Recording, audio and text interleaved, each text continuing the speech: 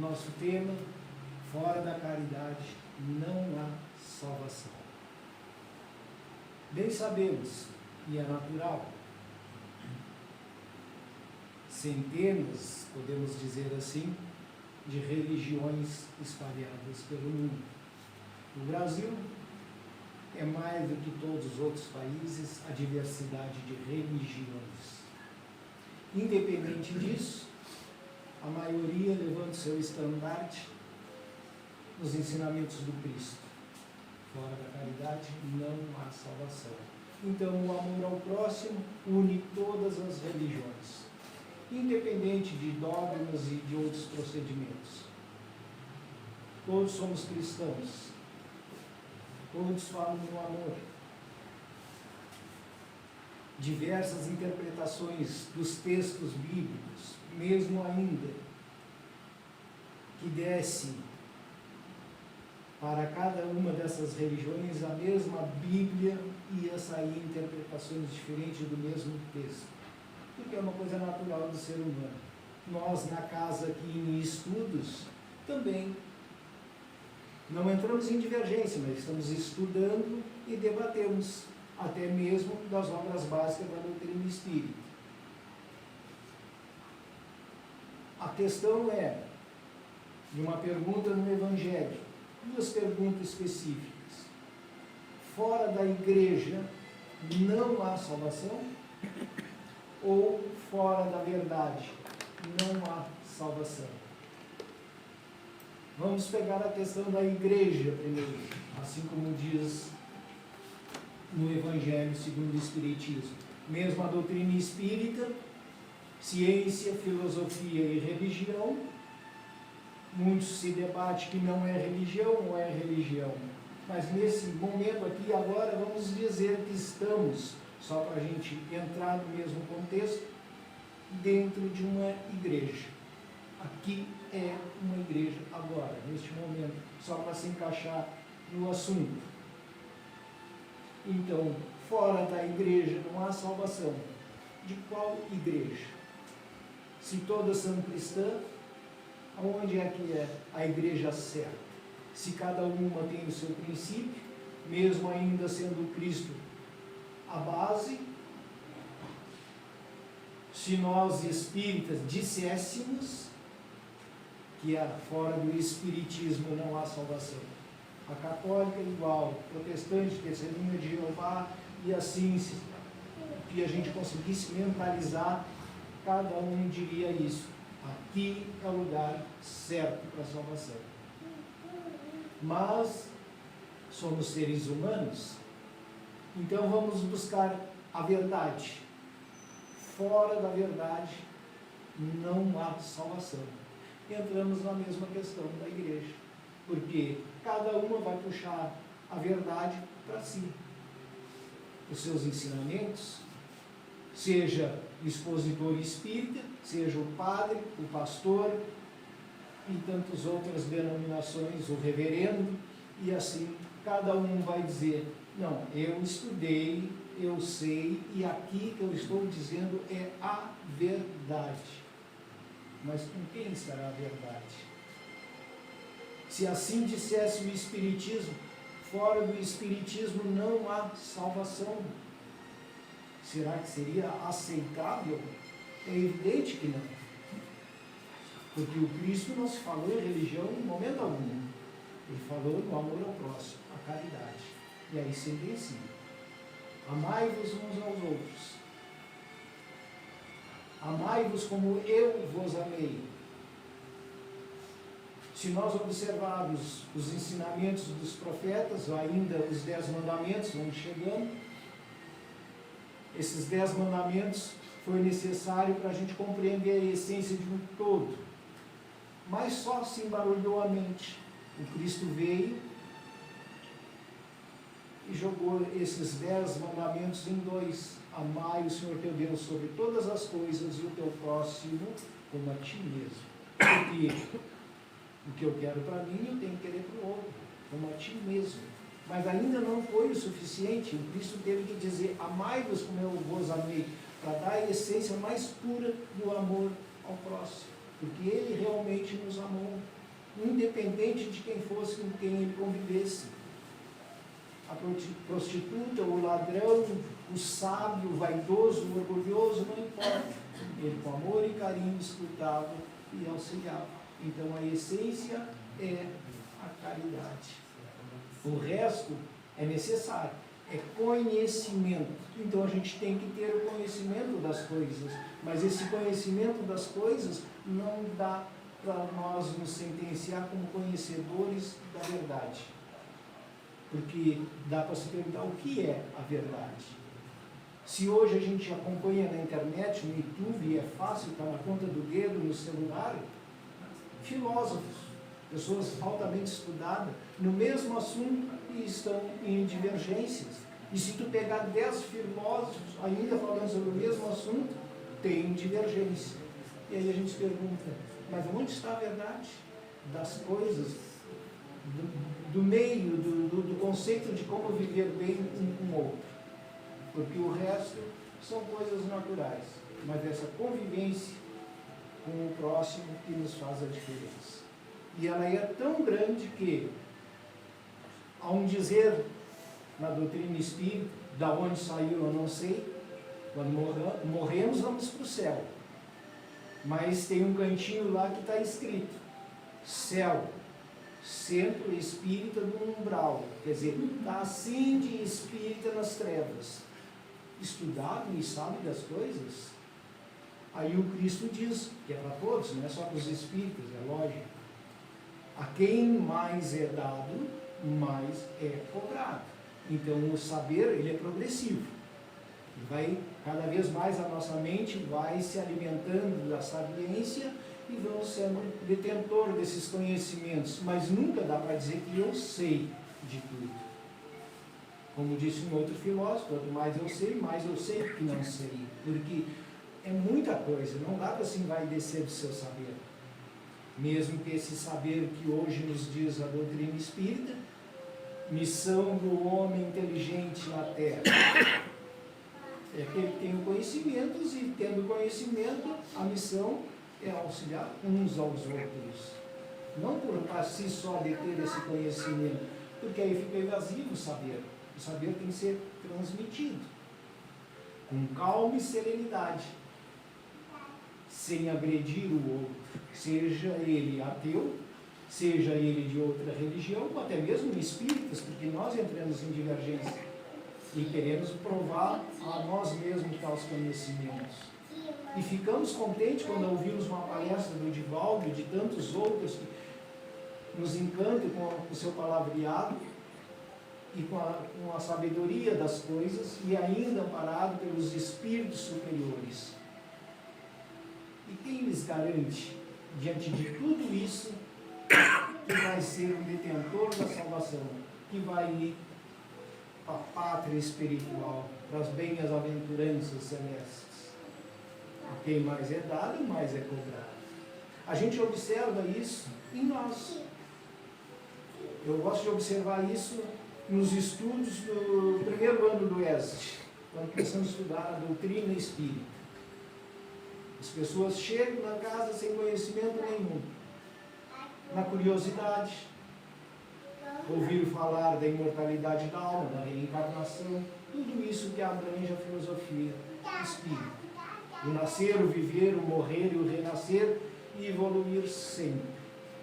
Mas quando começa a se falar, diante de tudo isso, da lei de causa e efeito, a responsabilidade que somos responsáveis por nós mesmos, ninguém tem culpa de nada dos nossos erros, mesmo que ainda a gente possa dizer, me induzir ao erro. Mas nós temos algo sagrado, divino em nós mesmos. Pode nos lavrar todo o conhecimento. Mas aqui na mente é uma máquina, um computador de última geração, ou que ainda nem foi inventado algo tão superior. Porque se fala na ciência artificial e fico encantado. Mas quem foi que criou a ciência artificial? O homem. Então nós somos muito mais do que pensamos que somos. E essa responsabilidade em relação que às vezes transmitimos para os outros devido às nossas quedas, não vale. Podemos estar lacrados e não poder fazer, mas a mente não para. Só em ouvir o outro estamos aprendendo. Mesmo que nos silenciem em algum lugar isolado do conhecimento, mas o nosso conhecimento pretérito começa a brotar. Sonhamos com coisas que nem sabemos de onde vem. Onde é que está esse conhecimento? Guardado nessa caixinha secreta, no inconsciente. E quando a gente silencia, e que hoje não temos essa oportunidade de nos silenciarmos como se fazia antigamente, está tudo, qualquer folguinha que temos um companheiro, uma boa conversa, puxando o celular no bolso, e o silêncio mental não tem. E tem muita coisa importante dentro da nossa mente que deve ser exposto para nós mesmos. A gente não tem tempo para pensar em si mesmo. Então está sempre na turbulência das coisas. Indo na influência de terceiros ou querendo levar influência a terceiros. E assim, a verdade em si é um conhecimento constante. O que se pensava de verdade absoluta há 100 anos atrás, hoje, está muito além. Teorias ficaram vencidas de pessoas de autoconceitos que diziam tal coisas. E hoje, com o estudo avançado, com tudo que se tem, vejo que aquela teoria ainda ela era não tão exata. E não pode ser, porque um homem só não vai deter esse conhecimento. Não tem a condição para isso. Ele tem que nascer, viver, morrer e renascer, e aquele conhecimento vai crescendo. E assim sucessivamente. Então, estamos muito longe do conhecimento geral para dizermos que detemos a verdade. Mas, na essência filosófica, religiosa, cristã, se fosse o conhecimento a essência da salvação, o que nós íamos dizer de nós que aqui estamos, uns e outros têm faculdade, outros não têm, outros mal aprenderam a ler ou escrever, mas o que vale é a moralidade. Tendo essa moralidade já adquirida de outra existência, porque a moralidade em si, a pessoa não nasceu assim, porque não tem como. Somos todos espíritos que viemos dos primórdios da evolução do ser, sem conhecimento, como nos diz a doutrina. Fomos criados simples e ignorantes. Simples, as coisas, ignorantes do saber, não sabemos de nada. Então, essa ignorância vai crescer, vai diminuindo conforme vamos aprendendo as coisas, né? Assim vamos evoluindo nessa ascensão do conhecimento.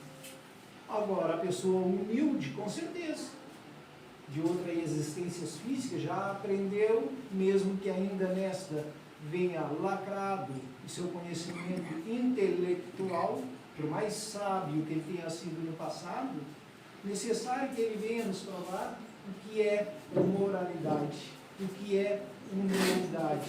E essa humildade não quer dizer que a sabedoria vai nos tirar a humildade, mas ela excita um pouquinho o orgulho. Então, a gente olha aquela pessoa sem estudo, sem cultura, pobre, mas tem um coração, algo diferente que toca. Então, aquilo ali a gente olha para aquela pessoa e diz, ali a essência que o Cristo quer nos trazer. Claro que a gente vê outras pessoas também, de culturas não invejável, mas de admirável, e que tem a sua humildade também, patente. A gente olha e tem prazer de ouvir aquela pessoa falar com o conhecimento das coisas e sem se enaltecer diante dos outros. Então, esse é a missão do homem inteligente na Terra, que vem trazer o conhecimento com calma e serenidade.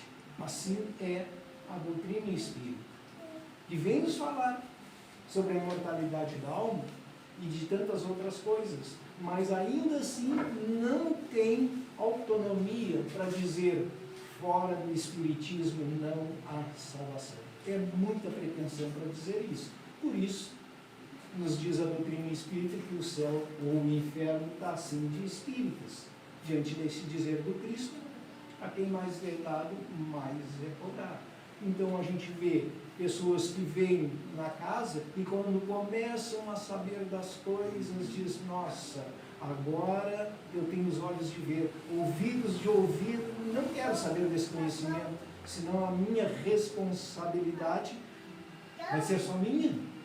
Antes eu não sabia, melhor eu não saber do que saber. Agora eu sou responsável, eu sei o que fazer. Então a gente foge desse conhecimento. Eu não quero saber das coisas. E assim acontece. Não é só isso, mas outras coisas, tantas coisas acontecem quando, não é para assustar, mas é uma coisa natural do nosso meio. Somos todos seres humanos, espíritos encarnados neste corpo humano. O corpo é só o corpo. Na realidade, todos somos espíritos sem exceção. Já temos a pátria espiritual, diante do mapeamento relativo à lei de causa e efeito para passar por tal coisa. Sendo nós espíritos, natural que sofremos de influência de espíritos também. Se aqui e agora a gente sofre influência um dos outros, mas a gente está olhando um corpo. Mas esse corpo é um espírito que está ali. Tirou o corpo, o espírito, pronto, aparece. Qual é a diferença? Pessoas se assustam, têm medo de ver ou ouvir um espírito. Por que isso? Não tem porquê. Muitas vezes pode ser o meu pai falando, seja na intuição, meu pai de sangue, falando na intuição, falando em quem tem a mediunidade de ouvir, pode ouvir, ou tem a vidência de se assusta e ver, seja o pai, a mãe ou qualquer um outro espírito, seu anjo da guarda. Se vê o anjo da guarda, sai correndo apavorado, viu o espírito.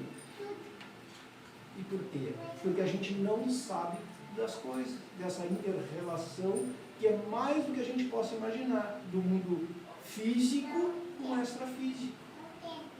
Mas eu tenho medo de espírito, mas quando eu morrer eu vou ser um espírito, então eu vou fugir de mim mesmo?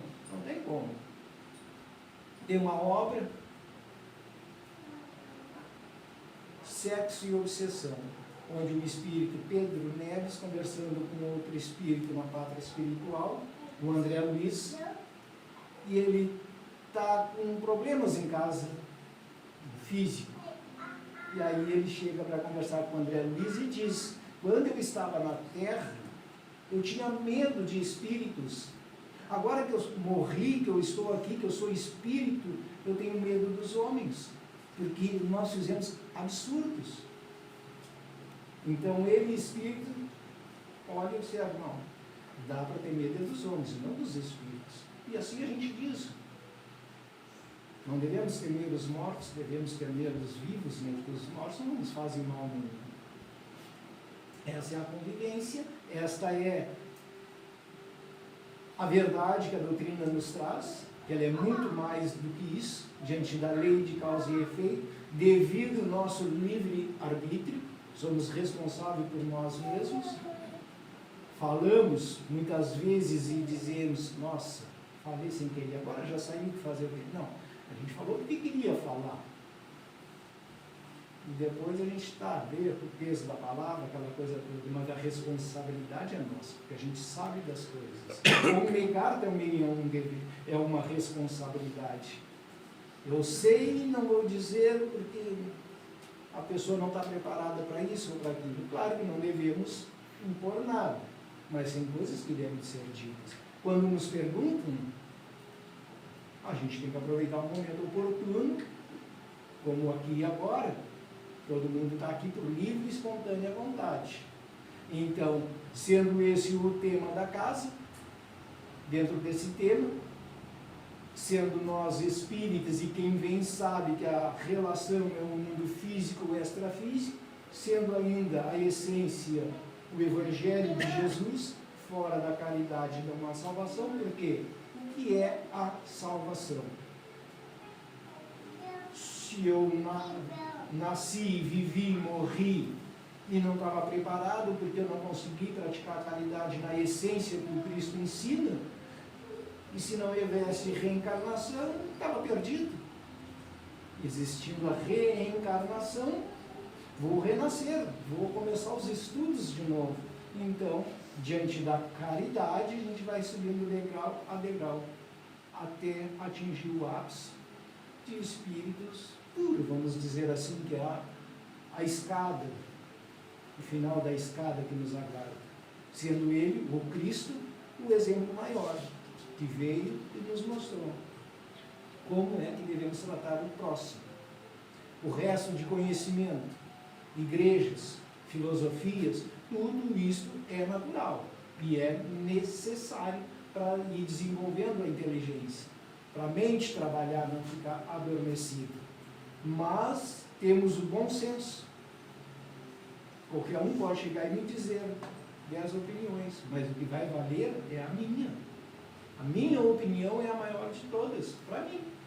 Para os outros, cada um tem a sua e vai optar, porque é aquilo que ele entende como verdade naquele momento. A minha verdade neste momento é isto.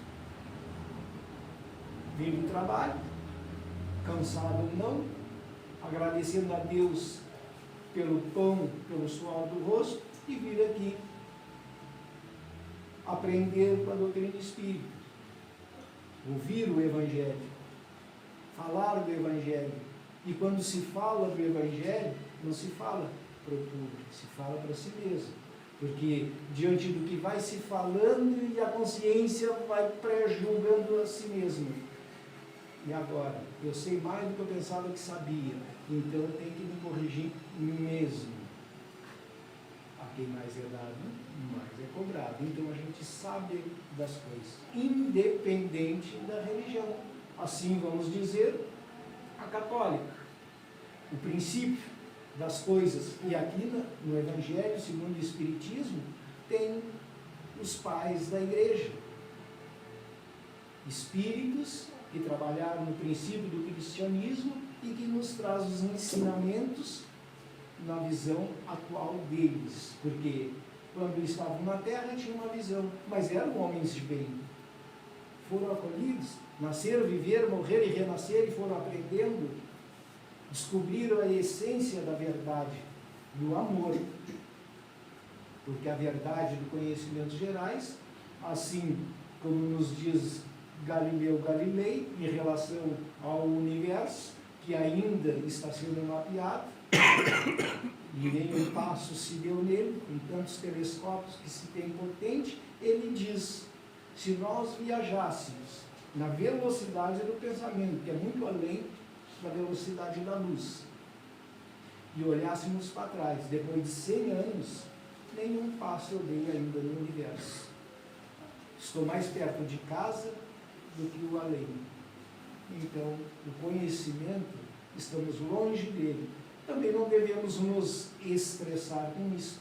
Como dizia um amigo em relação a Deus. Deus é incriado, é eterno. Então, aquilo ali já nos chama para a gente pensar. Mas como assim, um ser incriado e eterno? E a gente começa a pensar nisso. E diz, calma, não pensa nisso. Em Pelotas tem 2 caminhos para quem começa a pensar muito em Deus. O cemitério ou o sanatório. Creia em Deus, calmo e tranquilo, sereno, não te preocupa muito, pratica a caridade. E o Cristo vem nos trazer essa essência. O resto, com o tempo, vai querer entrar nessa essência divina, está muito longe. Mas é bom a gente saber que a gente quer saber algo mais sobre o Pai. Mas se a gente não consegue ainda se amar como irmãos, um dos mandamentos maiores é amar o teu próximo como a ti mesmo. Senhor teu Deus acima de todas as coisas. Como amar a Deus se eu não amo o próximo? Eu posso até ser ateu e chegar na pátria espiritual e ser muito bem recebido. Vamos supor que fosse Deus a receber, ele dizia, perfeito, amasse o próximo. É o que está no teu alcance. Saber sobre o Pai, a essência, as coisas, está muito longe. Essa é a nossa mensagem de hoje. Agradecemos por este momento.